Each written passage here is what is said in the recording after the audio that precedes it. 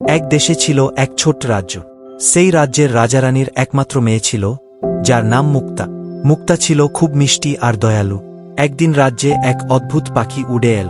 পাখিটি ছিল রংধনুর মতো রঙিন, আর তার পায়ে একটি সোনার ঘণ্টা বাঁধা ছিল।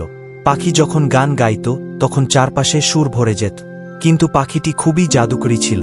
সে কেবল তাদের কাছে গান গাইত যারা সত্যিকারের দয়ালু এবং সাহসী। মুক্তা পাখিটিকে দেখে মুগ্ধ হয়ে পড়ল। সে পাখিটিকে ধরতে চাইল, কিন্তু পাখি উড়ে পালিয়ে গেল। মুক্তা বুঝতে পারল পাখিটিকে পেতে হলে তাকে আরও বড় কোনো দয়া বা সাহসের কাজ করতে হবে। কয়েকদিন পর রাজ্যে ভয়ানক ঝড় উঠল। এক বৃদ্ধা রাজপ্রাসাদের দরজায় এসে সাহায্য চাইল। মুক্তা তাকে আশ্রয় দিল। বৃদ্ধা তার কাছে দয়া করল এবং বলল, তোমার দয়ালু মন একদিন তোমাকে বড় কিছু দেবে। সেদিন রাতে পাখিটি আবার এলো। এবার পাখি মুক্তার হাতের মুঠো এসে বসে রইল। পাখিটি বলল, তোমার দয়ালু মন এবং সাহস দেখে আমি মুগ্ধ।